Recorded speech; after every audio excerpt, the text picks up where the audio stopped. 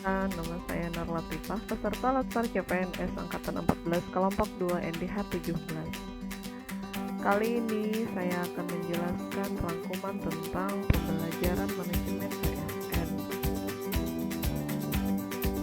Kedudukan ASN.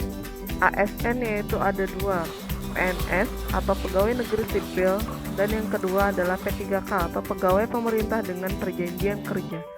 Kedudukan ASN. Pegawai ASN berkedudukan sebagai unsur aparatur negara yang menjalankan kebijakan yang ditetapkan oleh pimpinan instansi pemerintah serta harus bebas dari pengaruh dan intervensi semua golongan dan partai politik. Untuk di Kabupaten Tapin, pegawai PNS harus wajib memakai baju Pemda. Kemudian untuk P3K dan tenaga kontrak itu memakai baju hitam putih dan kerudung warna salem. Peran dan tugas ASN.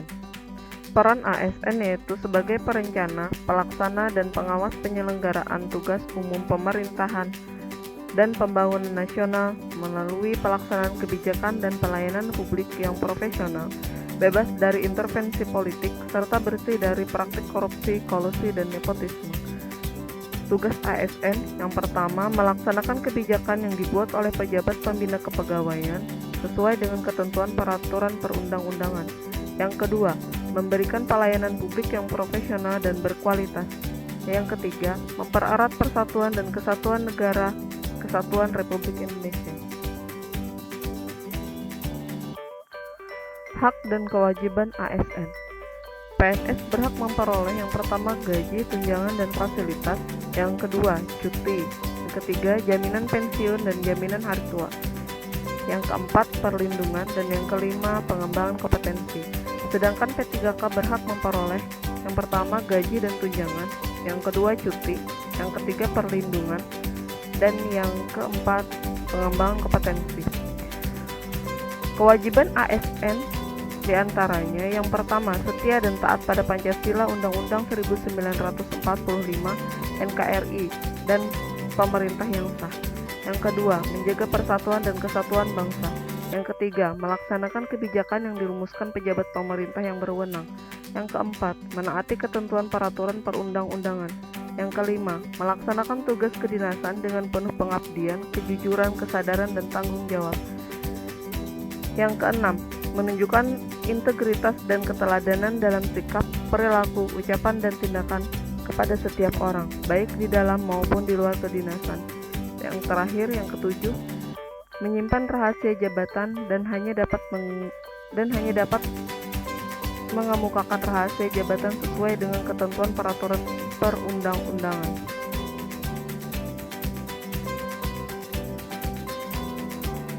Fungsi kode etik ASN. Kode etik dan kode perilaku bertujuan untuk menjaga martabat dan kehormatan ASN. Fungsi kode etik ASN yang pertama sebagai pedoman, panduan birokrasi publik aparatur sipil negara dalam menjalankan tugas dan kewenangan agar tindakannya dinilai baik. Yang kedua, sebagai standar penilaian sifat, perilaku, dan tindakan birokrasi publik atau aparatur sipil negara dalam menjalankan tugas dan kewenangannya. Dan yang ketiga, etika birokrasi penting sebagai panduan norma bagi aparat birokrasi dalam menjalankan tugas pelayanan pada masyarakat dan menempatkan kepentingan publik di atas kepentingan pribadi, kelompok, dan organisasinya.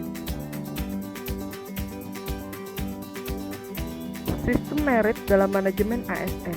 Bagi organisasi, fungsi merit yaitu mendukung keberadaan prinsip akuntabilitas yang saat ini menjadi tuntutan dalam sektor publik. Bagi ASN, sistem merit berfungsi sebagai menjamin keadilan dan juga menyediakan ruangan keterbukaan dalam perjalanan karir seorang pegawai.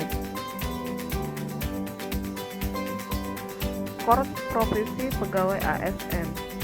Yang pertama, memberikan perlindungan hukum dan advokasi kepada anggota Korps Profesi ASN Republik Indonesia terhadap dugaan pelanggaran sistem merit dan mengalami masalah hukum dalam melaksanakan tugas. Kemudian yang kedua, menyelenggarakan usaha untuk meningkatkan kesejahteraan anggota Korps Profesi ASN Republik Indonesia sesuai dengan ketentuan peraturan perundang-undangan. Demikian penjelasan saya tentang manajemen ASN. Semoga bermanfaat bagi kita semua. Terima kasih sudah menonton video saya. Assalamualaikum warahmatullahi wabarakatuh.